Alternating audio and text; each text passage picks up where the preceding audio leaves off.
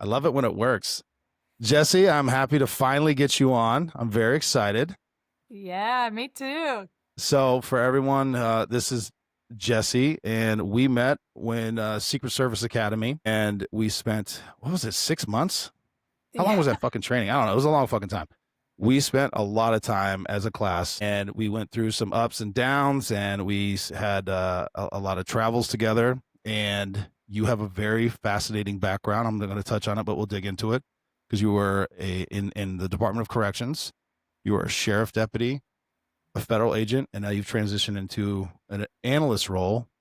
You're married. You have 2 children. You have a lot going on.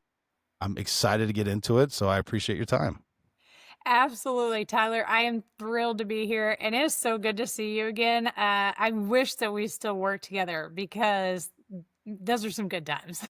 Damn right they were. I got a beard now, so that's the one thing I get to instead of Yes, the baby rocking it face. too. Awesome. Well, let's start. This is how I like to start off. I'm very interested in, as much as you want to share your upbringing, but more focused on like what got you into law enforcement or first responder, whatever that road or path was for you, and then we'll go from there. Yeah, sure. So grew up, born and raised, never moved, hardly traveled from LA.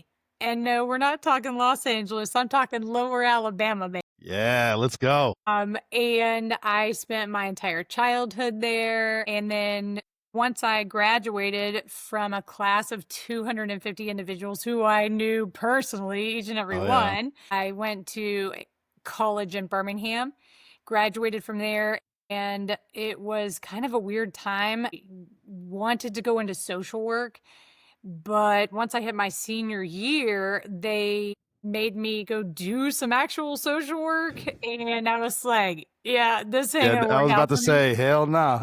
Yeah, this is not my cup of tea. I don't know what I was thinking. What the hell am I gonna do with this degree? So No. then I moved back home and I bartended for a little bit. Well, I'm sitting there, and one day somebody comes up to me. We're just chit chatting at the bar, and he's like, "Oh, you ever thought about being a correctional officer?" And I was like, "No, what's that entail?" And he was like, "Oh, well, I mean, you just got to take this little, test. You got to run and do some push-ups." And I was like, "I got that. I could do that." I was like, Mm-hmm. "When is it? Tell me." And so, all because this random guy came up, I was like, "All right, let me try this out." And went, killed the test, and then I just remember going to my mom and being like, "Hey, like I have this opportunity and I'm gonna be a Department of Corrections officer." And she was like, "I'm sorry, what?" So That's a my wild mom, transition. yeah, right? Like she's a teacher. My dad was a construction worker who absolutely hated law enforcement and still does. Mm-hmm. Literally, like I remember us getting pulled over whenever I was a kid, and he yelled out the window at the police officer, "What do you think I'm gonna do? I got my 2 kids in the car." Yeah, and I'm like, "Oh my God, what's happening? Of course we got a ticket." Like, Oh yeah, yeah. so needless to say, whenever I told him that I was going to be a correctional officer, he's like, "I mean, if that's what you want to do." So, yeah, not really a whole lot of support there. But being in behind bars was a lot different than when I transitioned to being on the streets as a Yeah, sheriff's deputy. So, damn right. yeah, so that's kind of how it all came full circle, I guess. Perfect. Couple things. One, you're touching on something that I've been saying for a few years now, because all law enforcement agencies, all levels, they're always like, all right, guys, we're going to go recruit. We're looking for college graduates and athletes. And everybody's like, no shit. So is everybody on the fucking planet. And I've always said, you need to go find people working in customer service, like bartending, waiting tables, whatever it is, where you're dealing with the public, because you need to know how to speak to people. And it baffles like leadership. It blows their fucking mind that they can't wrap their head around it. They're like, I'm like, that is the most important thing. And bartending, you're talking to drunks, executives, all walks of life and everything in between. You have to know how to talk to people, right? Right? It blows their mind. Not only that, you gotta cut people off. You have to use your discretion to Yeah. say, "Hey, I think you've had enough," and you gotta say it in a way in which they're not willing to, like, jump across the bar and grab that bottle from you, right? Yeah, So, exactly. I absolutely agree with that. It does take skill and finesse to Mhm. even get what you need at a as a bartender. Damn right. Also, you touched on it, but I'll just bring it up anyway. So in our training academy, we had a PT fitness award. I'm gonna embarrass you a little bit. You were the winner of that, if I do recall, and it wasn't some bullshit like because she's a woman, she could run her fucking ass off, do legit clean pull ups. Actually, I think all the females in our training group fucking studs in the sense that like everyone could do. You know what I mean? It wasn't like hang for 30 seconds. It wasn't none of everyone was getting after it, right? Mhm. So I yeah, no, nothing but mad respect. So respect where it's due, and you definitely earned that. So Well, thanks. corrections. To Oh, brag go. on that, I will say I did 63 push-ups in a minute. Let's I did go. 18 pull-ups in a minute, and Legit. I think I ran the mile and a half in just over 10 minutes. So, some of you guys might be thinking, "Oh, because she's female, like Mm-mm. whatever." I was up there with the dudes on that. I worked my No, ass off. I was up in the gym like 2 times a day during that for training. sure. No, for sure. And so we've talked about it on this podcast, and then the other one I do with BJ 56, and but we talk about standards, and I'm like, I don't give a shit, male, female, I don't care. You should be able to do the PT stuff. There's men that can't do it. There's women. It's not a male female thing. If you can do it, God bless you. This body was not built for that running. You know what I mean? So, but I did what I had to do, just like what you're talking about. And I really want to just emphasize the pull up stuff because that's come up a few times. And I remember our class was pretty fit, and I was not by any stretch of I was on the bottom rung. I was one of the Clydesdale division, so we were getting our points, but that's about it. The instructors were like getting to the point where they were harassing you, like hang, hold it down all the way. Like they weren't letting anybody do kipping. It was none of that bullshit because we were getting to the point where like, dude, people were doing, like you said, 18, 20, whatever it was. So it was legit. So anyway, I like to highlight that because it does exist. And I highly encourage anybody who female or whatever to get into it, but there should be a fucking standard of fitness. Anyway, that's my And opinion. it should not be bent just No. because, we need people. It's really honestly, and I will say this again and again, it is Yeah. for your own safety to take care of yourself in law enforcement. I mean, think about all the situations that we get put in. All the people that we're running after have to figure out how to pin down, put cuffs Mm-hmm. on. Like, it's not a joke. It is Yeah. something that you should take very seriously. And I am a very small white female who, you see me stepping out of a police car and you're like, what a fucking joke, right? Like, but no, I mean Yeah. business and I know how to handle myself. And I think that Yes. that's a very, very key, important factor that law enforcement officers as a whole have to have. So you have experience that I don't have. Corrections. Can you? I'd like to just. What was the training aspect like? And let me just kind of back it up with. I've only ever been on the road. It wasn't like that in Florida. I've heard of agencies where you have to go corrections, then you can go to the road. All these things exist. I've always looked at it like I don't want to be in the jail, whether I'm on the criminal side or the cop side. So I have nothing but respect for the people who do it. But I'm like, in my mind, I'm like, hell to the no. So my question to you is, what was that like? So we do not spend time at all at the prison prior to training. Just want to Really? make that Okay. clear. Yes. So when I took the job, it's like, all right, report to training this day. You will live in these barracks for 5 days and you will go home on the weekend. Training was military style. We were marching in line. We were, about facing. We were holding our trays at a certain level while eating. And I was always picked on because the guys there that were running our training felt the need to make me as strong as possible before I went into the prison. Mm, So, literally, every single time I stepped out of my dorm that morning for them to check our bunks and make sure that we had our beds done correctly and our shirts hung up right, they were yeah. saying, "You push while I do this." And I was outside, literally my door, the only one doing push ups. I stepped into the chow hall. get down and push, and it's Mhm. like, oh my God, they're just riding me all the time. But by the time I left there, I was as strong as I'd ever been at that point. Yeah. We were up every single morning, PT, crack of dawn. Everything was very by the books, standardized. Just think military, Mhm. and that's the training. So that is honestly the training that I thought that I would get whenever I went to the sheriff's office and whenever I went to the feds. I just laughed at all these people who complained about how hard the academies were because I was like, y'all ain't been through nothing. Like, this is a joke. So in all reality, I would say corrections was probably the most difficult overall academy that I went through. How And long I've was it? been through Oh, 4. we were talking about that. I think we both been through 4 Yeah. total. Yeah, so we're highly trained out here on the Yeah. streets. Yes, yes. It could probably tell you more about how to take somebody down than you could ever dream. How long was it for corrections? 13 weeks. Damn. All right. And Mhm. then what were some things that you learned in corrections maybe that you didn't learn on, like, see, it's hard for you because you did it the other way around, but like what did you learn in corrections that's different from the streets? Well, um, you, they do a lot of confined space fighting, a lot of like, hey, remember, you're not only in here with this one inmate, you might Yeah. be in here with like 75 inmates, and then you're handling this one. Yeah, yeah. So, on the streets, most of the time you're handling like maybe one person, maybe a car full. Yeah, that's true. It's a good point. But in a facility, once you're in that dorm and they close those gates, like you got to figure it out with a quickness. Yeah. So that's one of the things.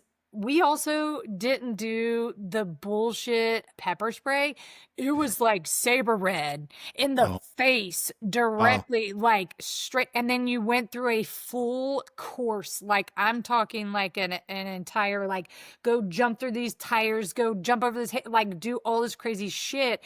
Then yeah. you can wipe your face off. And thank God they did that because I got sprayed 3 separate times inside the Ooh. facility because of my idiot coworkers. Yes. It Yes. was really for your own protection. So when I got to the sheriff's office training, they did free oh, what's that other spray? It's like it's more like a freeze spray. And I was like, is that it? What Yeah. a joke. Like this stuff ain't nothing. And then we Yeah. didn't even do it in the feds, right? Because you don't carry that. So Yeah.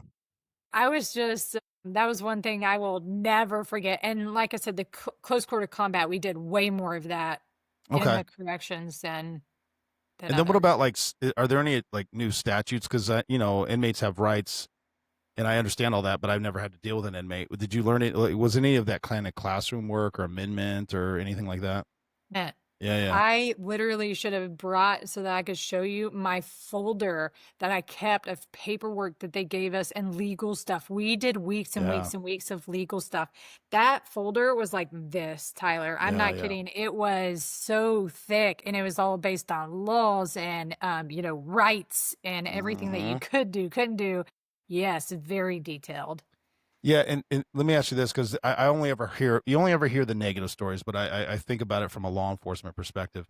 But you're having to deal with all right, so they're inmates, they're or they've been arrested for a crime, criminals, whatever.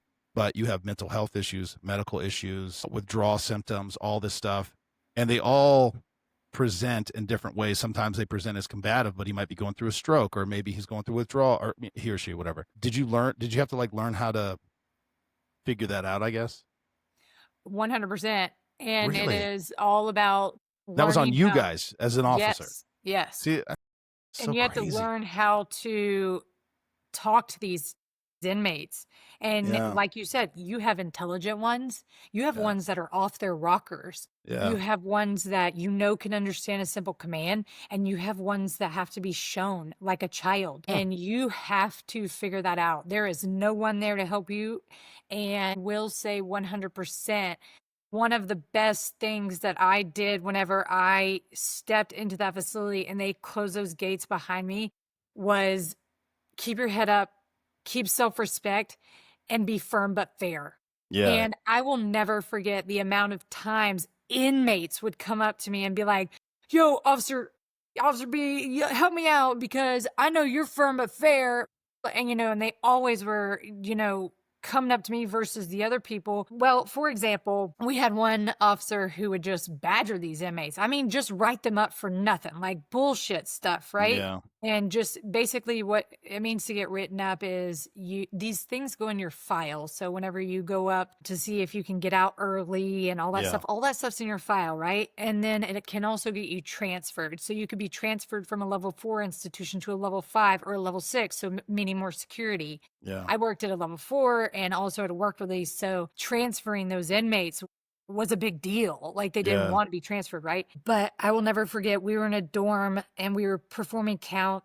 It was about 150 inmates in that dorm, and there were 3 of us counting in there. And this officer walks right down the middle to do count, and somehow this inmate got a horseshoe inside the dorm room, jumped down off his, like, when the officer walked by and nailed him and clocked him in the head Damn. and just started wailing on him, right? And so it Yeah. was me and one other guy, like we're running through the inmates to try to assist. And I just will never forget one of the inmates actually blocked me from getting to the assailant first.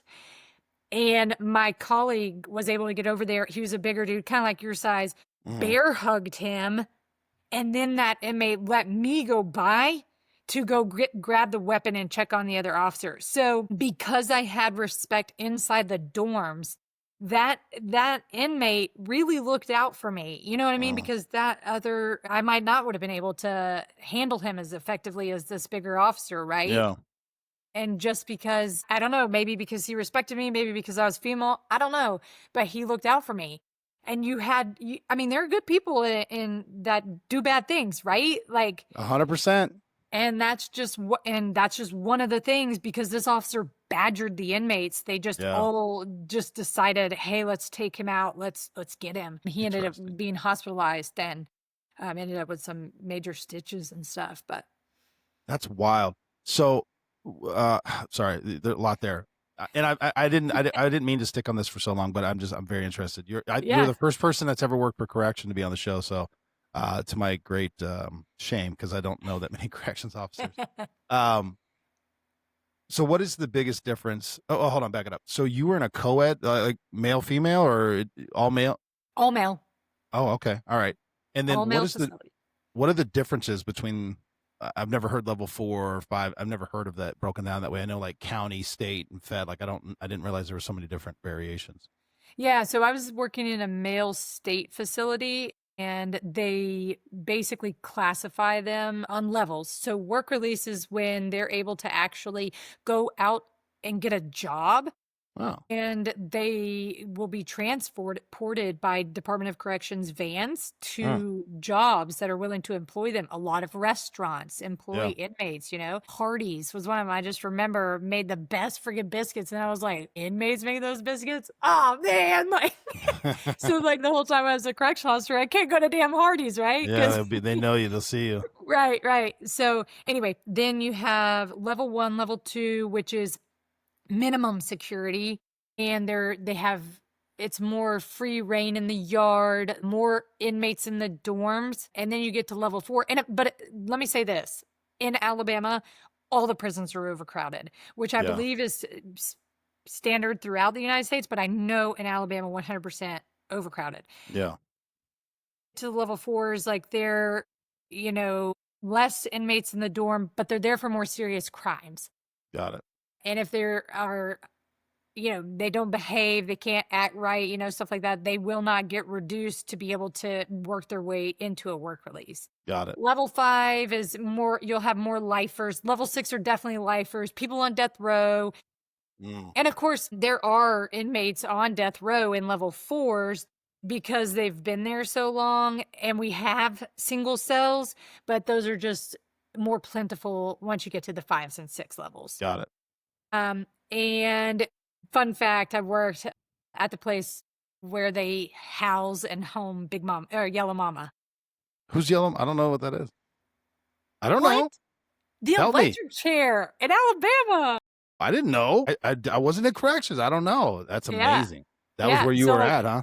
saw the room. I never saw the deed That. done, Yeah, yeah, yeah. but saw the room, saw the whole process. Like, yeah, it's legit. And I saw Yellow Mama. Did the room feel weird? Is Yeah, that yeah, of real? course. I mean, I It's was like, like, ugh. this is creepy. I saw it. I can say I've seen it. Like, let's go. Wow, yeah. No, I can only I've heard stories about it. I've just, that's wild. All right, sorry. We spent a lot of time on that. That's so fucking But interesting. it's very important too, like the division between, like you brought up earlier, Yeah. the inmates with mental illness. Yeah. The space for them is not ample. And care there, yes, it is there. It is also not ample, and it is just not prevalent, right? Like the top of the list things to handle for inmates is unfortunately not mental health. Yeah. They really can't put in the time to rehabilitate these folks. Mm-hmm. And so those with issues a lot of times continue to decline. I mean, and to be quite honest, I hated going down the ward. That was my least favorite spot. I Yeah. hated it. Yeah. The closest I ever came to that was doing security at hospitals in Florida with the mental health ward. We would get, I was a deputy. We would get called if any of them got violent because again, and you got to handle them a little differently just because it's hard because I've dealt with it so much. Again, I'm not a medical professional. I get it, but you can tell when somebody's like, there's something absolutely wrong with this individual. They do not know what they're doing. And then somebody who's just being a fucking asshole. Yes. It's the demeanor, it's the look in the eyes, it's what they're doing. It's just a lot of different things. So you'll see it happen and you're like, man, this person has no idea what's going on. They're just scared or whatever it is. And so we would get called and I'm telling you, I'm 6'5", 300 pounds. Dude's 5'6", 5'7", whatever, $100 20 soaking wet will make you fucking work for it. And I don't know where that comes from, but I'm like, I don't know what's, I don't know what's going on. What 100%. 100%. For sure. All right, so let's transition. I might have to have you back on and talk about correction stuff because I have other thoughts. But let's gonna get me going. And this is so great because I'm Yeah, just like really into the memory banks and like all the things that I can like speak to and yeah, like just it is really crazy. I was locked in prison for yeah, 3.5 years with those dudes. yes, And just I want to throw this out there too. When I came to the facility, I was the first white female oh yeah, there, and there were two older Black ladies who were within 5 years of retirement. So totally checked out. Did yeah, not want a little white female girl up in their space. Like, yeah, so there wasn't a whole lot of mentoring for me as far as like the female side of things go. And yeah.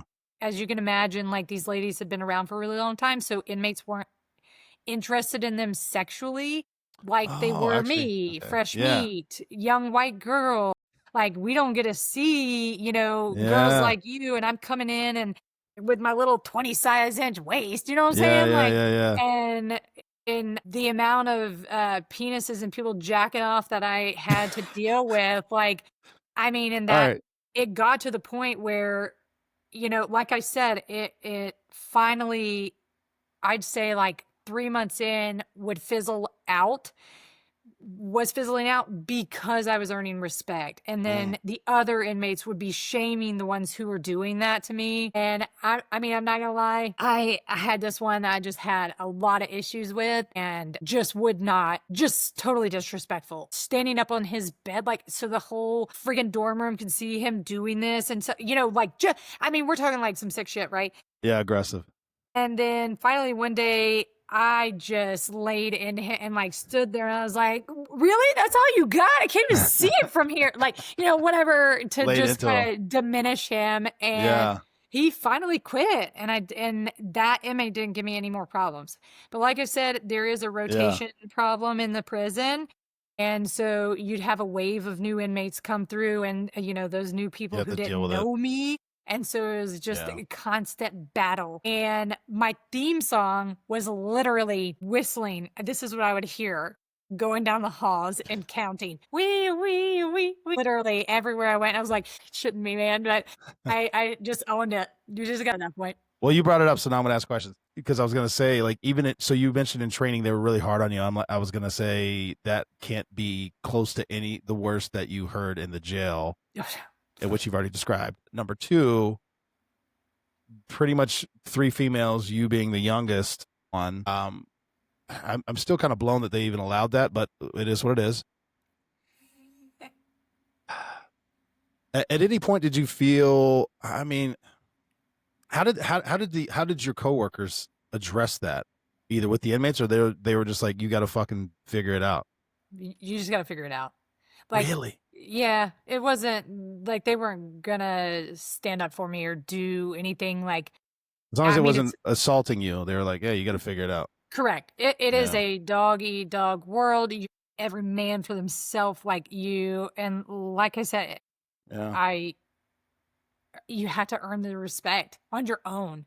So it Yeah. wouldn't have been beneficial for me had a male stepped in and tried to, take up for me or do whatever. Like I needed to handle these issues on my own so that they knew that I could, so that they didn't fuck with me, right? Like Yeah. you have to stand your own ground. Just part of Interesting. it. Yeah. That's wild. What was your mindset? I guess you go from bartending and pursuing a career in social work to now you're dealing with dudes jacking off and yelling obscenities at you, and you're having to like, buck, defend yourself, kind of. Yeah. I And how you were mean, like 22, 3, 4, whatever. yeah, 20, I started 21. So Oh my yeah. god! All I'm right. like up in there, like, trying to have a good time outside of work, and so I'm Yeah. still in that phase where like living life, like doing it Yeah. big and stuff. And so I guess that brings me to a different side of things, which is, you get to be friends with some of the officers there, and Yeah. you start going out with them, and you start, hanging out with everybody, getting to know them personally and stuff like that. And I'd say towards the end, I started getting more in the know. Okay. Let's There you just go. call it that. I started seeing very clearly which officers were crooked, which officers were doing what, Yeah. and you kind of get more into the inside baseball, Mhm. and you're seeing things in these people that you were like, oh, I mean, they're my friend, they're cool to hang out with, but I didn't realize that they were doing all this other stuff. Yeah. And then it's like, oh God. So it really, by 2.5 years to 3.5 years, I was like, it is time for me to go. I was Like gonna. I Yeah. got to get out of here. Like I Yeah. can't do this anymore because I, one, for not will not turn, and two, like I've already associated myself with these officers because we're getting closer, like we're starting to know each other, and Yeah. it's like, nah, I'm not one of those. Yeah. Specifically speaking, we had another white female came in. She was middle-aged. Not that it has anything to do with it, just context, I guess. And she first started messing with one of the officers. And it was obvious on shift, like, oh my God. Her husband ends up like pulling up to the gate of the prison and like meeting the other officer, like as we're all walking out off shift, like fight. Oh my God, fight starts out, like the whole thing. And then come to find out, I'm doing my rounds, like checking the fence. Lo and behold, I catch her with an inmate in a sexual act, and that's just such a very difficult position for you because I'm not a snitch. Like, do what you gotta do, but at the same time, like, hold on, we're crossing lines. You're Big the only other lines. white female here. You're giving me a bad name, Yeah. along with Yeah. giving yourself a bad name. Like, this has got to be handled, right? So within like I had to go in and write up this whole thing, and then she was actually transferred to a female prison to wait her judgment or do whatever they had to do. Like we got interviewed and Yeah. all that stuff to try to figure out whatever. And then I became a deputy. Her warrant came across my desk, and I was like, yeah, let's go get this bitch, right? I did go to her house, but she had since moved Okay. and serve the warrant, sent it Yeah. up to another county, but it did all full circle, and she was charged with sexual behavior with an inmate.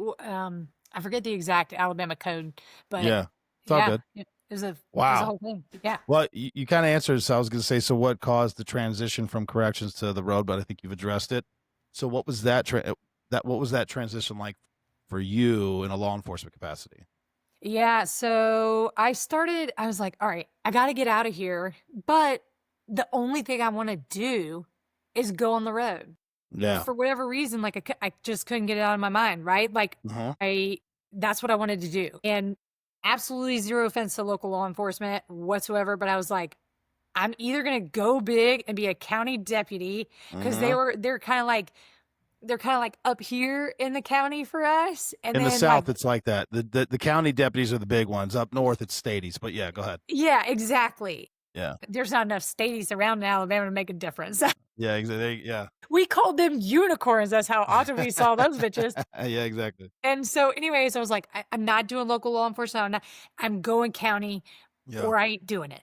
Yep. So I went and applied, and I went in there, and I remember on my interview, I told the guy, I was like, listen, I get this job. I'm using this as a stepping stone to go to the feds. You told them straight up. Huh? Straight up. And I just remember him saying, you know what? I completely respect that, but I hope you fall in love with law enforcement here to where you never want to leave. Fair And enough. I mean, looking back, like, yeah, I was a dumbass for leaving. But yeah, so once I made the decision, I don't even know, there wasn't even an incident that happened. Yeah. I didn't, they didn't come to the prison for anything, like nothing like that. I just said, I'm going county. I'm And I done. did. So how long was that? You had to go through another academy. Yeah. Yeah. Oh my God. So It's crazy. that academy was either 12 or 14 weeks. Jesus. That's so crazy. So many Yeah. academies. Yeah. But again, like I said, I went to this academy. I was like, all right, I'm going to be ready. I'm going to be fit. Like I Yeah. got to get back and do, whatever. We were sleeping in hotel rooms. Like we were driving ourselves. We were going out every night. Like Yeah. it wasn't anything like the corrections where you're literally living in barracks and Yeah. like in the thick of it all and you can't get away. So it was much different. Even then I was like, this is awesome. Like driving Yeah. police cars around town to go get food. Hell yeah. See, I didn't get that until I went Fed side because my academy in Hillsboro was like what you described. We were living in Okay. trailers with bunks that they got from the jails, 4 a.m., tossing our shit, everything you just described. That's what we did. And then I went to the state of Maine, living in a dorm, same thing, small. We only had 9 in my class. So we got all the love and attention. I think we had a, one cadre instructor for every person that was there. That's right. And I think we actually only finished with 8, so we had one extra that was floating around. And That's I'm rough. like, dude, this is just how I thought it was, and it was 9 weeks long, and just got our asses kicked, and it was awful. And then I go to the Fed side, I'm like, what? I get to sleep till 7 and then eat breakfast and sit in a classroom with a collared shirt on. I'm like, oh, okay, this is great. Exactly. I was like, this right? is great. Yeah. Yeah. For sure. All right, how long were you on the road? 3.5 years. Oh, okay. So that's like your mark, huh? 3.5, 3.5. All right. Yes, it is. Okay. Highs and lows for sheriff deputy on the road. Sorry. Man. That's a whole new world. Now you're out in the world now.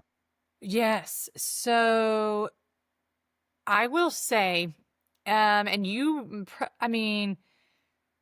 training with an FTO was my low. Really?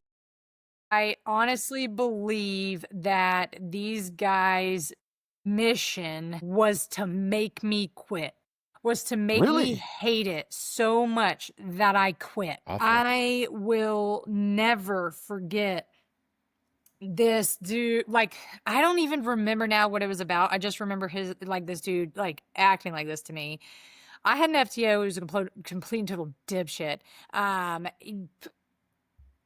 Think redneck backwoods, Yeah. hillbilly hick teaching you how to police, right? Which is fine because I grew up with that. Like I know that.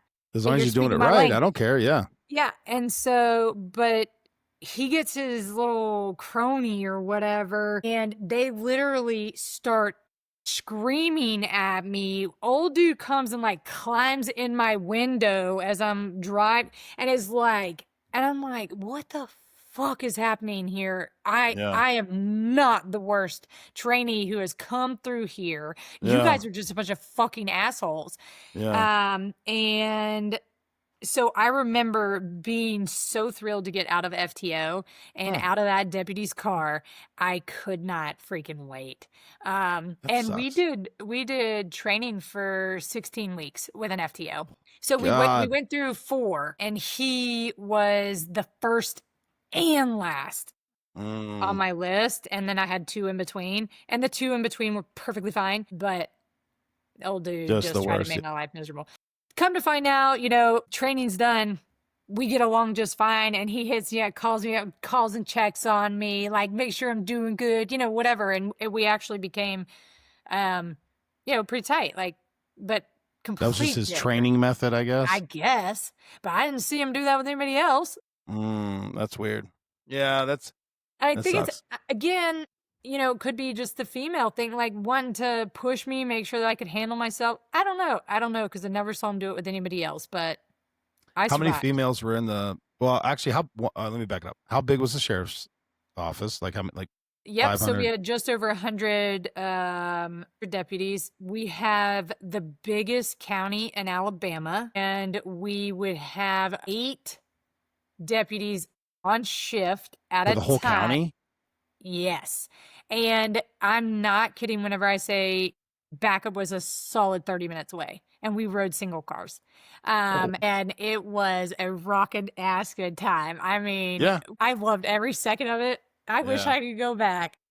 yeah. I miss. Well, I miss certain aspects of the road time. That's wild. So perspective, Hillsborough County, I think, and again, my numbers might be off, but they had, I think, 1,200 deputies Mhm. for one county, and they broke it Yep. up at the time when I was there 4. Now there's 5 districts, and each district had 6 zones, and in each zone there was anywhere from 3 to 5 deputies in each zone of each district. So I mean, it was Yes. you were sometimes crawling on each other, but it was so busy that you sometimes for days wouldn't see your zone partner because you had just call after call after call after call after call. I mean, I think the most I wrote 8 reports in one night, which is fucking insane. Yes. Now That's compare insane. that to Maine State Police, where I might write 1 report a month.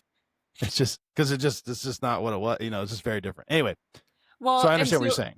and so with Alabama, the counties, okay, so there's the cities and towns inside the Yeah. counties, and then those would be policed by locals. Hmm. But we weren't on their comms, like we didn't Yeah. have constant communication with them. Yeah, we might end up at the same scene, but we don't know what they're there for. We just know what we know from our dispatchers. Yeah.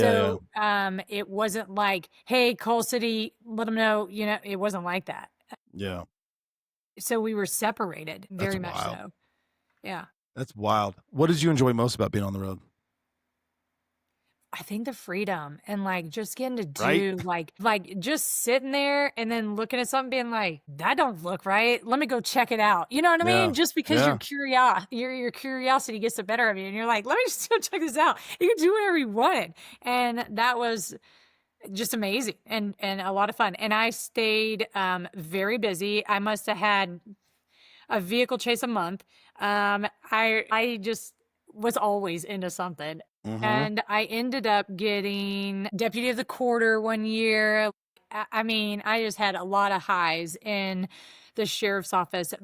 But my best highlight ever, and the thing that I will never, ever forget, I was called up by my lieutenant, who's now captain. And I never, ever went into the lieutenant's office. Like, that was really weird for you to get called into the lieutenant's office. Yeah. He calls me in. He's got this serious, he's like, Deputy B, I need you to sit down. And I'm like, Oh what? no. Oh I was no. like, I'm like racking my brain going, what the hell did I do? Right? Like, oh my God. He's like, we have to have a serious conversation because you received a formal complaint. And I was like, Ooh. what? I'm sorry, I did? Yeah. He was like, yeah. And he goes, you pulled this car over in the middle of the night. You walked up to it. You did your job. And they filed a complaint because you were intimidating. And he just started laughing. And he was Yes, like, let's go. he was like, I totally expected this from one of my bigger deputies. And he named somebody that is exactly your size. Like we have a few Yeah. that is. And he was like, I expected this for this, this officer, but I got it for you. And he was like, and I just want to say, damn good job. Like Let's you're out go. there killing it. You're rocking it or whatever. And so he had me so scared that I was getting in trouble, like almost fired. And then he just laughed and said, he was like, oh, by the way, I'm going to let the sheriff know I addressed this formal complaint. I'm just like, that was one of the, That's amazing. Yeah. I would have framed that complaint. Be like, can I get a copy of that? I need to frame that. Exactly. And let me put this into perspective for all you guys listening on the call. I am a small white female, like 5'5", 120. All right. Like, Yeah. I mean, wearing my uniform, I was probably 150, 160, right? Like, well, yeah, it's so, heavy as shit. Yeah. So just so that you guys have, a little bit more to go off of for that story. So Jessi, you brought up a good point, and now that I'm thinking about it, in Alabama, all them big ass trucks, how would you approach those big ass trucks? Yeah, great question. I would absolutely not climb up there. I would force them. I would force them to open their door and get down to my level. There you I go. wasn't doing that whole, let me come up there to you. No. See, I had the opposite problem in Florida because they all had the super low cars, and I'm all like bent over trying to look in the window, and I'm like, maybe get your ass out here. You got me on my knees and shit. Get out of here. Perfect. So Mo, I appreciate you joining. We covered the correction side. We're into the sheriff deputy side. We were about to move into transferring into the Fed side, which we're going to cover that in a second. But that is where I met Jessi. And I've already said it, but I'm going to say it again because I like harping on it. I'll say it for Jessi. She won the PT award with the Secret Service during our training time. And I went on a whole tirade, so I won't do it again. But it was legit, like 18 fucking pull-ups, 1.5 miles in 10 minutes, like 65 push-up. Like it wasn't, and Mo, correct me, you know what I'm trying to say. It wasn't girl standards. It was legit. Girl push-ups. It wasn't some weird kipping. It was none of that stuff. So I like it. I want to continue to harp on that because, like, one, I think it's important, but two, this male-female thing is, I can't do 18 pull-ups.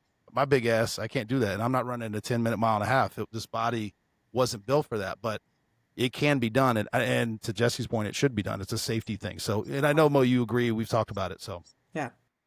Mo's a trainer. She was a trainer. So yeah. And I was telling Tyler, I think it's just for your own safety that you should care enough to want to do that and to make yourself stronger so that whenever you get in those sticky situations, you know what you're capable of, right? Absolutely. And I will tell you, as a trainer, we have a lot of the ladies a lot of times who will come, and I can get on this soapbox because I know Tyler's like, I'll do it. They will come into the training environment and they will already be prepared and ask, can I do girl push-ups? And I'm like, you should at least want to attempt. I have much respect for the people who can attempt, and maybe they don't rep out as many, but they try it and then they move to that. They don't start at that lower standard and then have no upward, no drive to want to go any better or do any higher. Pull-ups are hard. I get you that pull-ups are difficult, but if you work on them, if you work on your upper body strength, maybe you work on doing negatives, things like that, that is where I think we fail ourselves, where we say, well, can we have a separate standard? I just don't think it's a good look, because when you're on those calls, you're by yourself. %. I could not agree more. Females need to be able to do that. There's no reason that they can't train their bodies to do pull-ups, push-ups, whatever is needed to be successful in these positions. Yeah. I'm actually enjoying this. I got 2 females that I've actually been in law enforcement with that I would go to war with. Mo, you and I have talked about it at nauseum. But Jessi's another one. Like, again, Secret Service was a different beast, 100%, very, very different. We're about to get into that, but at least it was one of those things where it's like, you don't have to feel like, all right, I got to make sure I take care of her. It was never any of that. It was like, she's got her shit, I got my shit. We're gonna keep going. So anyway, I'll move off that. And Mo, I think it's also too like how a female carries herself, right? You Yeah. can be successful as long as you show that you're willing to try and that Right. you can do it, right? Like Mhm. you don't, maybe you're not the best, and that's great, but at Fine. least you're willing to go up there and say, "Hey, I'm gonna try, and I'm Yeah. not gonna give up." That's Yeah. that's the one thing I can't stand. Anybody who wants to give up, you're not, law enforcement is not for you. You hit the nail on the head though, because the people who are unwilling to try, it's a mentality. And Yeah. I can't have that mentality responding to calls with me. I don't want the person that is scared to try a pull up because they might fail, or scared to try a push up because they might fail, because that's the same person that'll be scared to help me when I've grabbed some dude that's the size of Tyler and they go, oh, no, I need you to go ahead and go to work with me. Yeah, we got to put Yes, in knees and 100%. elbows. And I can confidently say there was nobody that I worked with at the sheriff's office that I would not stand beside and feel comfortable with. But the feds, like, Well, we're totally getting into that. Hold on, we're getting into that. That's So, different. All we right. were talking about the training. We talked Yeah. about a lot of that stuff. So, just to put it back and kind of recap, 21, she was gonna be a social worker. Said, no, that ain't for me. Bartending, which I'm a big, I'm a fan of for gotta learn how to talk to people. 100%. Goes into corrections, which is fucking wild, at an all male jail, which is even all fucking crazy. prison. Oh, yeah, prison. I'm sorry. We Big went through that difference. actually too, Mo. We're gonna have her back on because now I have a lot more questions, but I don't want to stick on the corrections thing. That'll Got be it. another episode. And so now you're a road deputy. You're what, like I 27? was 27 when I left, Okay, and joined the feds. still fucking wild. The 28 is when I joined law enforcement. So anyway, Yeah. mentality wise. So you already said that when you were applying to be a road deputy, you told them, I'm using this as a stepping stone to go federal, which they Yes. said, hey, we respect it. Hope you love it here. But you're like, I want to go federal. But what was was it just a dream you had, or what was the biggest reason for wanting to go to the federal side for you? In my mind at the time, Yep. feds were the top. They were the elite. They were the ones who were really getting the job done, who were the bigger badge. You know what I mean? Like carried the weight, and that was in my mind Yeah. at the time. And Yes. so I'm just one of those people, I aspire to what's next. I'm in Yeah. my current role going, okay, what am I going to do next? How can I promote? How can I improve? How do I move up? And so local law enforcement, I loved it. And I would go back in a heartbeat, but I thought at the time feds was where it was, and that's where I needed to be. I was in a similar boat. I will say I got very tired of doing domestics and traffic crashes. Like, that's one of the biggest reasons I don't want to go back to street, So- because I'm like, fuck that. Fun fact, deputies in Alabama don't do traffic crashes. Let's doing- go. You guys that would have again. loved it. We Let's go. literally called the stadies if there was a crash in the county that the city cops wouldn't handle. it. I am not kidding. We love would it. literally stand by a scene for hours until they got there. I Like, ain't riding no. that. I'm not mad at them for that, because it didn't bother me. I didn't mind a domestic. All day I'd take it. But traffic, I didn't want to Yeah. direct traffic. I didn't want to stop cars. I didn't want to deal with traffic crash. None of it. Yeah. Yeah, Hated it all. terrible. Well, let me reiterate. Let me rephrase the domestic stuff. Going to the same fucking house Yeah. over and over and over. Domestics happen, and I like arresting bad people that do bad things. But it's like, I've arrested you 14 times, Yeah. or I've arrested both of you Yeah. because one day someone else gets, and then I would get myself in trouble because I'd end up arresting both of them. Like, no, fuck this. They're both at fault. And they're like, you can't do that. And I'm like, well, I've been here 12, 20 times. Like, what are we doing? Anyway, all right, get me out of the soapbox. So we go federal, and this is where Jessi and I meet. Yes. And Jessi, I just want to tell you my introduction into the Secret Service, because I tell people this, and I don't know that the whole class knew this, because when I got there at 2:00 in the morning Monday. I didn't know they told me I had the job Thursday the week before. I had to quit my job, pack my shit in 3 What? days, and I flew in on a red eye and got in at 2 a.m, and we had to be up at like 6 or something for a PT test. That's They bad. had been there. The rest of the class had been there, I think, since, well, actually, I don't know, Saturday, but you tell me. Yeah, Saturday. We got in Saturday. So they'd already been like kind of moved in. All my shit was in a duffel bag thrown in my room. I slept for a few hours, got up, and I was like, oh, here we go. That's how I was introduced. Welcome to the Secret bedside. Service, sir. Let's go. And I'm thinking, to Jesse's point, I'm like, oh God, here we go. This is the feds. It's going to be fucking, because I went through Hillsborough County training. I went through the state police training. I had a short stint with the FBI training. I've already talked about it on the show. And then here we are, Secret Service. And it's like, oh, we just work out and go to class all day in polos. Like they're not yelling. Nobody's yelling at me. Nope. It's very much like, hey, this is this. It's almost like college. But anyway, that was my experience. What was your experience to getting hired with the Secret Service? I never asked you this. So when I said I was going to go feds, I did not have a specific fed in mind. Okay. However, fun fact, later in life, I don't know why, I was going through this box of crap whenever I moved, and I found this piece of paper whenever I was in college. I took notes on Secret Service and how to apply and how to get in and be an agent. I found this like after I was an agent, and I just looked back and I just kind of laughed. Like, but I didn't in my mind, in the back of my mind, say, "Oh, I'm going feds and I'm going Secret Service." You know, most people think, "Oh, if you're going feds, you're going FBI." You know, whatever. Yes. So I was taking a call, and they were all like, "Oh, the crime scene investigator's coming out. You don't take this call on your own. We need to do actual fingerprints and do a good job." And I was like, "Fuck, I do fingerprints all the time." Yeah, what? I do a good job. Who was Exactly. And so I get there, and old dude's like, "Let me show you my cameras." Basically, what happened is somebody broke into his GOV and stole a bunch of the property out of the Secret Service vehicle. What? And so we go up to his upstairs, like, attic or room or whatever. It is like filled with cameras and like all this techie equipment. Yeah. And I was like, "What do you do again?" Because I didn't know. And he was like, "Oh, I'm in the Secret Service." And I was like, "What? Are y'all hiring?" And he was like, "Are you interested?" And I was like, "Yes, I'm interested." And so went through the process, and I literally, got hired in, I think it was 8 months tops.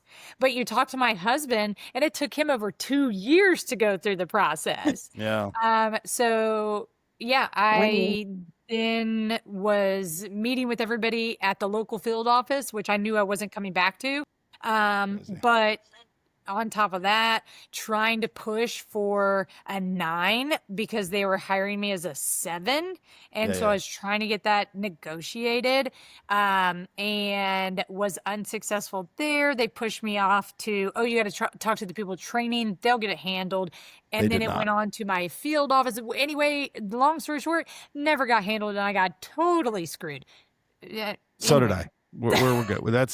We don't have time for that because I will start going off the mouth. So yes. We don't have time for that, but I have a quick question. What is, when you're talking about 9s and 7s, is that like an incoming level, how much pay we're talking about? Money, Mo. Yes. Got it. And it's also based on your work experience. And I previously had 7 years in law enforcement, so I should not be coming in at an entry level, whatever. Mo, people with 0 law enforcement experience and didn't have, because I had a master's and I think I had 7 or I think I had 9 years of law enforcement. I can't remember now. Whatever.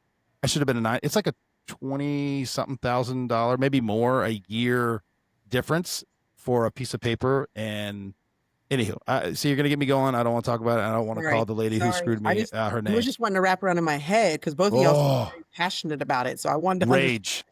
Well, and it's because, and you know, once you get in your class, you see who you're, put beside, and people talk about whether they're a 7 or 9. And I'm like looking at the people who are saying that they're a 9. I'm like, there's no way this tool bag right here. Mo, you're poking the button, Mo. You're too dumb to be a 9. How come they're not giving it? But not even that. It's like, you were literally a mall cop. And this is not. Don't say his name. Do not say his name. And he came in as a 9, dude. Yeah. Like, he's like Paul Blart, level 9. Thank you. Yes, Mo. Oh, worse. Way worse. Anyway, moving on.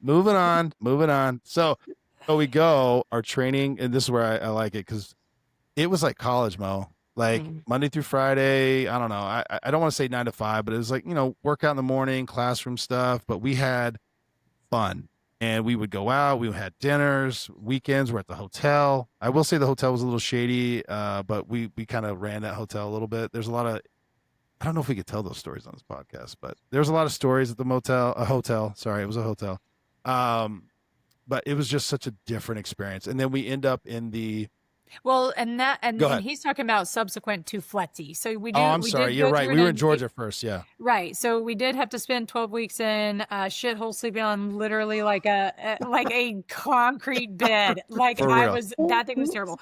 And then we moved to the hotel situation in which Yes. it was a lot more freedom. Do you remember how long the training was? I keep forgetting because it was 12 weeks in FLETC, which is in Glencoe, Georgia. And they haven't renovated it since the 70s. Just throwing that out there. And then we spent It was a long fucking time. 3 extra months. It was 9 months. Okay, so it was 9 months training total. Yes, whatever that math is. Yeah, and so then we go to Beltsville, Maryland. Mhm. Which, keep in mind, I was living in Maine at the time, so I went from rural Maine to, well, Georgia wasn't that bad, but then we go to Beltsville, Maryland, big city for, well, fuck that, Alabama, that's a big city. But we had dudes from we had people that had to get their licenses before, like from New York. They didn't have a driver's license. It was like, hey, you have to have a driver's license to be an agent because they never had a car. They didn't need it. They had like IDs. So it was a whole thing. Drive? Had never seen a cow before in person. Like these are true stories. Yeah, that's all real. Because it's a hodgepodge. Like you get people, anyway. Mostly the New Yorkers didn't have licenses, but yeah. And so anyway, and then we're all training, and you've got a bunch, and we were mixed in FLETC. We were mixed with ATF, and we had one. You can't say that because that's where I work now. But it was a hodgepodge of classes. Right. People that were there, and then you have 5,000 federally trained. So you have TSA, you have Capitol Police, you have Border Patrol. I mean, there's just so many people. BOP was a huge one. Holy fuck, yeah. They were separated, and you always look over there like, oh my God, who are those folks? Yeah, wild shit. And then you all have to feed.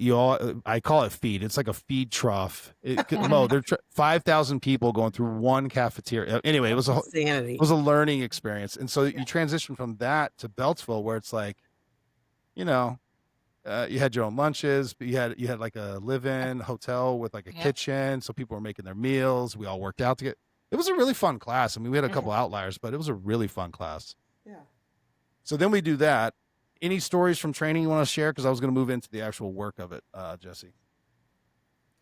I've probably harped on enough, but just the inexperience that gets hired with the feds. I'm serious. Like, you're going through training, and like, you know that you're going to be possibly working with these people, standing post beside them, like, and you're really seeing, oh my gosh, these people can't even make a logical decision. Like, you see them freezing up in training, and it's like, can we switch partners or something? Because this is like not. It's like, bro, he has a gun. Do something about it.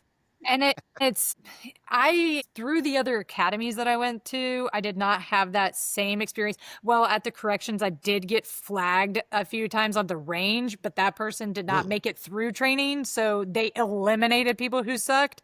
Yeah. And that did not happen at the feds, which was very shocking to me. We made exceptions for people who could not drive in reverse. We made exceptions for people who could not pass the rifle range.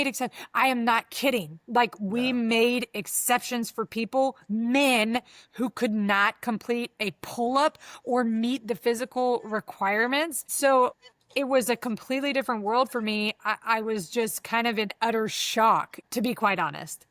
So go ahead, Mom. I have 2 questions for you. One, in comparison to the training that you had when you were a local, compared to the Secret Service training, did you feel that it was subpar, or was it just that the allocations that were made were? So I believe that there were a lot of good aspects to training, and a lot of it was very beneficial and new to me. We did a lot more driving than I was used to. We actually were on the range a little bit more than I was expecting. Yeah, a lot. So I feel as though the training was there. It was probably more the members that were in our class that were not succeeding and still there, right? Like not being eliminated, right? Because they talk about, oh well, if you can't pass, oh if you can't do this, you're not going to be here. That didn't happen. Okay. And that was just the system that they had in place, or were they that short, or? Yes. Okay. That makes The sense. answer is yes to both. They're that short, and they still are that short. Yes. So then I would ask, because this was for you, you wanted to move into this position because it was kind of like the pinnacle. How did that affect your viewpoint now as you entered this new position? Right. So started it off like, okay, a lot of these people don't have a clue. They've never done any type of law enforcement, yet we're gonna go out and like serve warrants with these people. We're gonna conduct searches with these people. Like these people are actually gonna be standing by me, and I have to expect for them to turn people away from a gate or not allow them in, and they can't even stand up with their back straight and have confidence in themselves. Like what is happening here? Yes. And I've told this to Tyler too. It was more of, let me see how I can get ahead of you versus, hey, let's help each other out and let's figure this out. Let's be better together as a team. It was more like, hey, let's be individual and I'm going to show you how I'm better than you. And so it was a little bit depressing, right? Because you expect that is the ultimate place that you want to be. So those people you're working with, the elite, they're better together. Like, no, it just wasn't up to my expectations, unfortunately. I see. Yeah, Mo, when I went through the hiring process, they were like, we hired Delta Force, Navy SEALs, all this. Why would we hire you? And I was like, oh, you shouldn't, because I'm not that. And they were like, that's not the answer I was looking for. I was like, well, what did my application? I didn't write that. I'm not special forces. Yeah. But anyway, so they put this standard in your head, and then you get there and listen, and I'll piggyback off Jessi. We had some bad motherfuckers, like legit SWAT team commanders, military motherfuckers, like dudes that really good investigators that were like, detective sergeants from their agent, like 100 legit. But then you had this hodgepodge mix of like, I don't know that he knows how to like bathe and tie his shoes well. And we're all in the same class. We're all the same level. Oh, Mo, I'm not going to name names, but it's just, it was very infuriating. So I understand what Jessi's saying. And thank you, Tyler, for bringing me back to reality, because yes, there were some really great people. I mean, like fantastic people who you could learn with and you could learn from and work well together with. And so ultimately, you had to focus on those people. And luckily, several of those people went with me to the New England area offices in which we were placed after training. No, for sure. And let me just say this too. So you'll know who I'm talking about, Jessi, because I've said this before. I don't think you need to be prior law enforcement or military to be a great agent, because there were guys that were from Kentucky who were like athletes and then I think he worked at like a manufacturing plant. Fucking phenomenal agents, counter assault team guy now, like just a beast. And then we had a few that were like teacher. An accountant? Trying to remember. Say it again. An accountant. Oh, well, I wasn't gonna. Your husband. Well, he's your husband, so you can talk about it.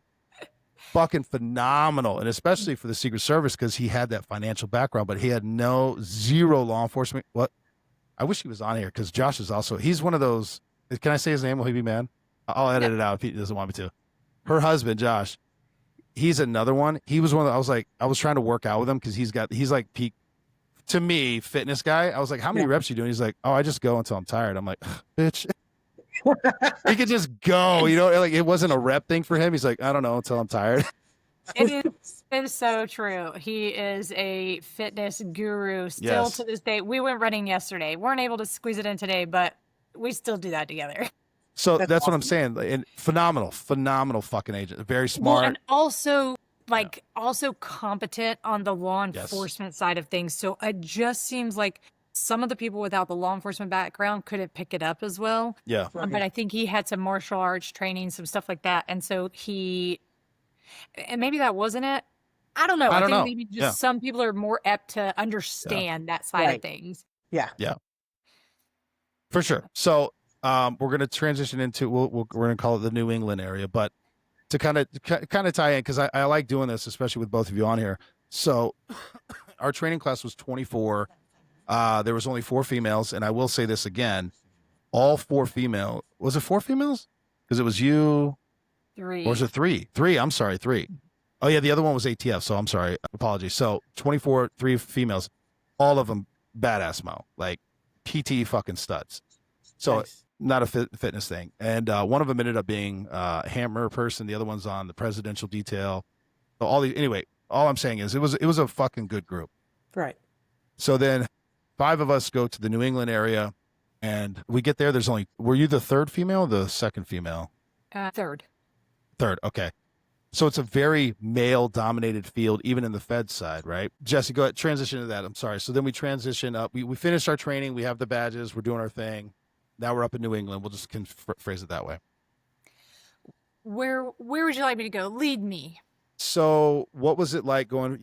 You went through all this training, local. Now you've moved from the South into New England. Okay. You're a Fed now. The Secret Service is very different because it's not just investigations. You're having to do investigations. You're having to do protective intelligence. You're traveling the world now. Like it's a completely different lifestyle. So what was that? We'll stick with that. What was that transition like for you? First of all, buying a house, sticker shock. Yeah. I was like, different than Alabama. Yeah. You want what for what? Like this house is shit. And I'm paying like triple what I did down in Alabama. But fair.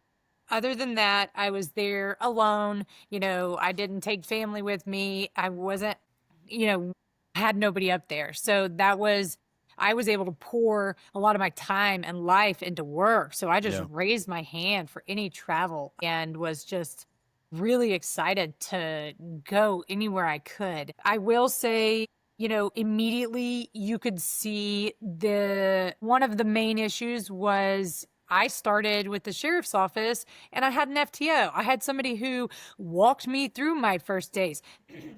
This is how you conduct a traffic stop. This, you know what I mean? Like they take you through, they make sure that you're not just thrown out there. And we were not given that same opportunity to learn from somebody. And so it's like, go find a case. I'm sorry, what? Like, I don't have a car. I can't pull anybody over to see if they have drugs. Like, what do you mean go find a case, right? We're doing financial crimes. Right. Like, I didn't know what fencing was. Like, I mean, seriously, like, I've probably heard of it before, but I didn't know anybody in the bank world to call up and be like, hey, you got anything going on that's interesting? Like, and so we did not have FTOs. We did not have older agents there to train us. And they were there just not to train us. Yes. And the top was angry that this new group of agents came in. We were excited to learn. We wanted to learn, but they're a bunch of old heads and they didn't want us there messing up their grooves, like making them do work. Like and so the top down feeling was not good. And that, as you know, management sets the tone for everything, right? And if you can't learn from your management, you're trying to figure it out on your own. For example, like we're working through this money laundering case and we must have issued like 100 subpoenas. And then all of a sudden, one day we're in our supervisor's office and he's like, why didn't you just issue a Fed wire? And we were like, what's a Fed wire? I don't even know what that is. Yeah. And he was like, well, that's where you can just subpoena all the wire activity at one time. We were like, what? You just learned after the fact. Yeah. And so I feel like it was very hard to get traction and get going. Tyler was familiar kind of with the area and with some of the law enforcement up there. So I will say I was jealous of him being able to be like, hey, go out and meet him. But yeah, but like I was in Northern Mass as an Alabama native trying to meet these people, being like, hey, y'all, how's it going? You doing anything that I can help you with? And they're like, who's this person? You know what I mean? Yeah. That seems really counterproductive to start your new people coming in with no kind of structured training program. You're kind of opening yourself where things can be done wrong. Less efficient is one thing, but what about if they do them wrong?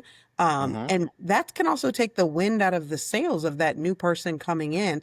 And I understand we all have been, they say there's not hazing that happens in law enforcement. There absolutely is.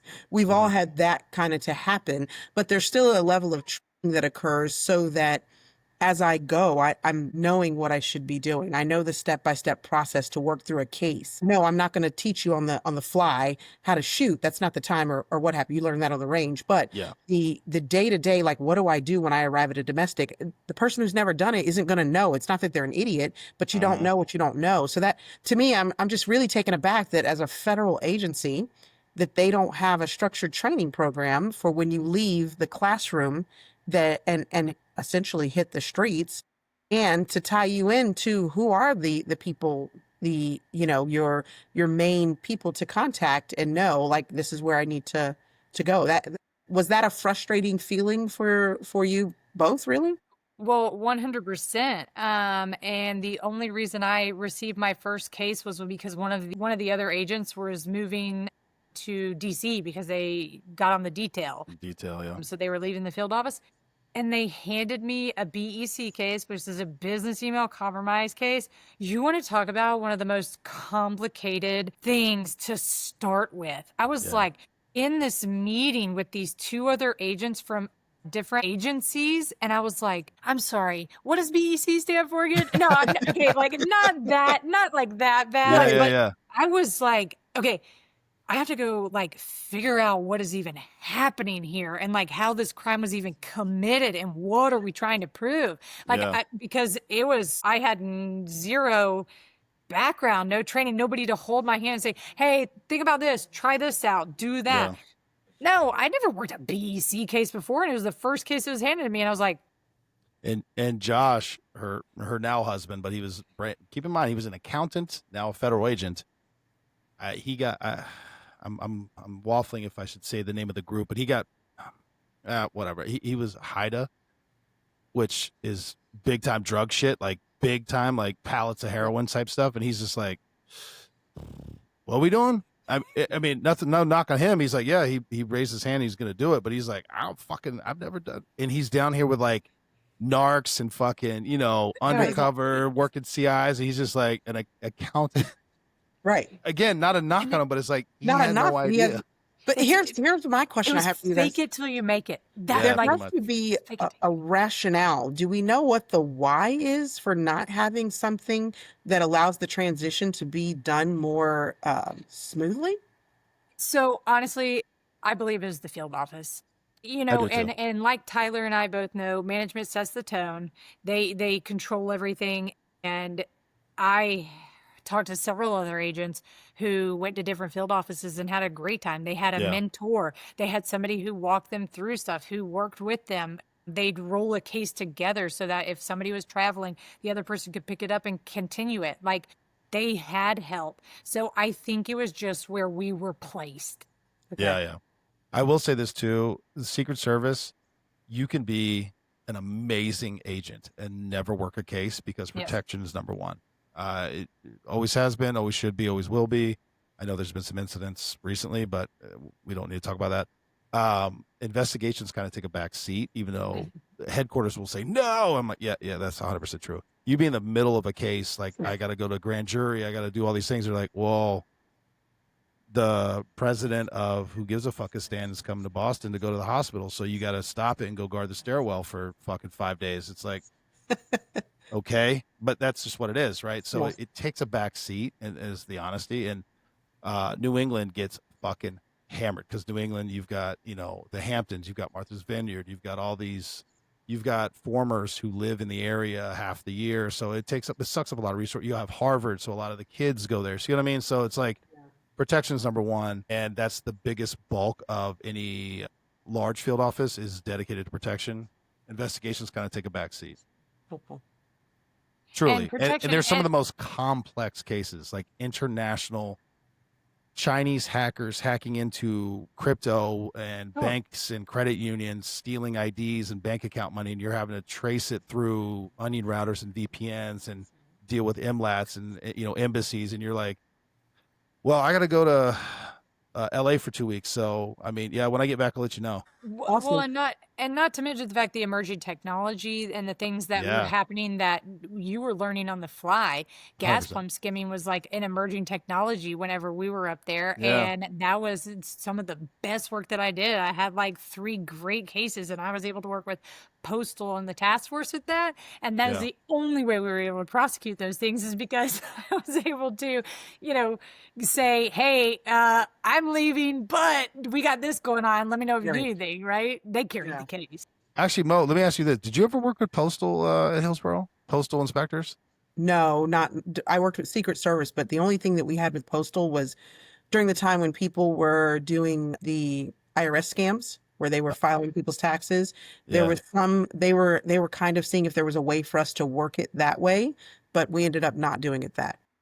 I got to tell you, because there's the big four, is what they say in the feds. There's the FBI, ATF, DEA, and Secret Service. I got to be honest with you, postal inspectors fucking crush. They have their scope of knowledge. They go international. It's something I didn't realize until I started working, and even now, it's amazing because everything goes through the mail. Yeah. But you think about it and you don't Yeah. think everything does go through the mail. Yeah. But it does because they're Yeah. able to work the international and crossing state lines. Like they're able All to that. do, yes. And so they have That's a cool. large jurisdiction Yeah. in order to work those cases. Shout out postal inspectors for people who don't know. Yes, lots. That's all I'm saying. I'm telling you, anyway. Mo, we got to talk about this. We got to get some more different agencies on here because We do. there's so many. Yeah. I met an OPM agent. There's 9 in the entire country. What is Right? it? Hey, I mean, have you ever heard of NARA? I don't know. You are allowed to talk about it. So if you can, go ahead. So National Archives Records Administration. Like what? Is that a thing? That's a full agency Yeah. Just With saying. agents. with agents. That's Yeah. wild. There's like 316 federal agencies with 1811s. I mean, that's how I classify. That's the only thing that matters. Law enforcement. And Like we NASA know has. the I mean, there's a bunch. we know the number 316 because there's a rating on employee happiness, satisfaction. Yeah. employee satisfaction, and Secret It was Service the is Secret Service. 316. They made coins that said 316 on them because they were the dead last for employee satisfaction. Oh, geez. Secret Service was? Yeah. Yeah. Brutal. Yeah. The funny thing is the actual job Right. is fun. I had Jessi traveling, Yeah. travel the world. The actual job itself was some of the best time of my life. I mean, I missed the time with my children, but Right. actual work stuff, like the stuff you do, it's fucking crazy. You're dealing with world leaders, military, foreign law enforcement. You're doing stuff that actually has like historical relevance in a lot of cases. Wow. Yes. So it's And you fucking work- amazing. But then you like- get back and you're like, I fucking hate this shit because you're I dealing with worked- bosses and stuff. I mean, it's like really cool. Like I worked with the Shin Bet. I received Yeah. one of their coins. Like just some of the things, some of the stories, some of the places that we got to go. And of course, I'm not going to spend my own money to go visit India, but I loved the time there, right? And Yeah. it was just eye-opening outside of the work that we did to be able to travel the world. So that in itself was an experience, and I loved every second. Yeah. Jesse, let me throw this out there. Tell me for what you agree. Secret Service. Because I was like, much to your description, I was just like, I was not wholly impressed on the investigative side, but they're like standout individuals that I've met that I'm like, holy shit, these people are impressive. It's like 12 people that run the investigations for all of this because they are just that phenomenal. They keep it afloat. Like that's how good they are. They're doing like 300 forensic exams a year while also doing protection and doing all this other stuff, or their mind is just like they can operate 30, 40 cases well and manage them well, but it's a very small amount of people that could do that. It is, but just like you, I came across a few, and I even have the pleasure to work with them since I've moved into this new role as an analyst. Yeah. We work in tandem with Secret Service, and those guys that I'm working with are fantastic. Like Yeah. it's amazing the stuff that they can do and produce. And how their minds work. It's like Yes. every time I think I was a really good, interview, interrogation, or like a really good investigator, I meet somebody, I'm like, damn it, I don't know shit.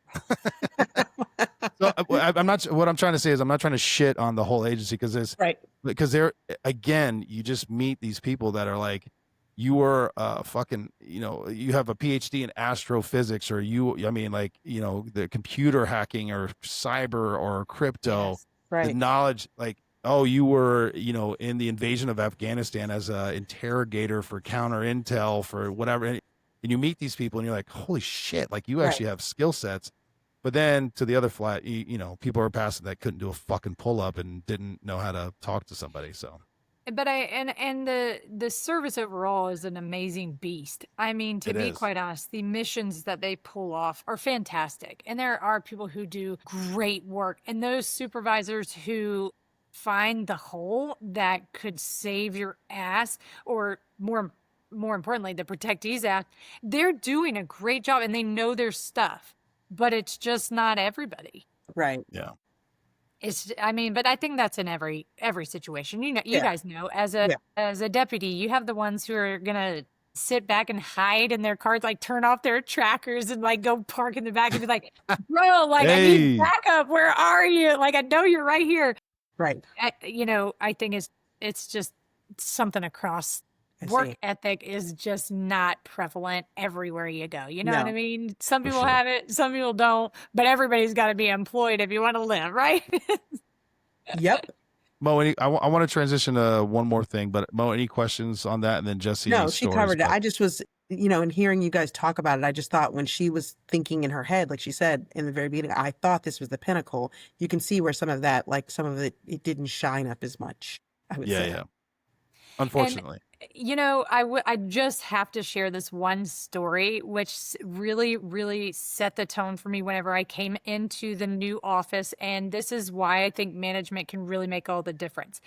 I came in, I prefer to go by Jessi, but my real name is Jessica. And I specifically asked, hey, call me Jessi. Hey, call me Jessi, of my manager. He just wouldn't. He would not do it. He would call me Jessica, would write Jessica on emails, like just refused, right? And so we're just going to call him Jonathan because this is a good way to use a name.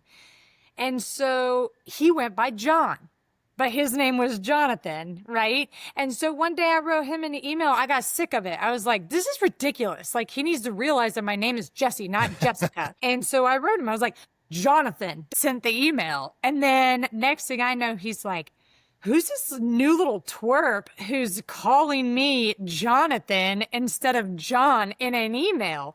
And that is the only way that I got his attention. And he started calling me Jessi. Isn't that ridiculous? Like to have to take those steps is, that's over the top. And that's such a small thing that you can do in order to keep your employees happy. Like, you're Exactly. showing a degree of respect. That's the reality. Exactly. No, for sure. And so those are just kind of the small stories that it's like, man, you guys could have done better. Yeah. It's not that hard. You're making it Right. so hard. So I want to finish off with this because it's just something I'm interested in. So Jessi, like she said, when she moved to New England, she was all alone, or well, solo, sorry, whatever I'm trying to say there. But then she met Josh, who was also an agent. We went through training together. They're now married. They have children, and she transitioned from being an 1811 to an analyst. They now have 2 children. I guess my question is, what is that lifestyle like for you, being married to someone that you worked with, trained with, and you're both law enforcement professionals? I know you're in the analyst side now, but to me, it doesn't make any difference. I mean, to be quite honest, I plan to go back to the 1811, but for now I get to kind of live through him and help him on his cases. Like, I mean, like this probably should not be said out loud, but I have access to some systems and stuff that he doesn't, right? Like, so I'm able to be like, well, here's some information on your subject. So like, we kind of play off of each other. And 2, it's a very good dynamic because he's like, hey, I have this, like, what are your thoughts on that? Or you want to help me run through some interview questions, or let's role play this, you know what I mean? Like, so we kind of really use it to the advantage. I mean, I feel like he gets a lot more out of it than I do because I'm just an analyst and I don't get to do the fun Don't stuff. say it like that. I told you. Anyway. Well, it's like I think it's great. miss the hands-on, the interviews, the searches, all that stuff. But I think it's been great because I still get to hear about him traveling, hear about how Yeah. his interviews go, hear where his case is. Do you want help with this? Oh, have you thought about that? And so I think ultimately, and he does every now and then be like, hey, have you done this in this case? And I'm like, oh yeah, that's a good thought. I haven't. Let me put that Yeah. in my report that I'm sending out, you know?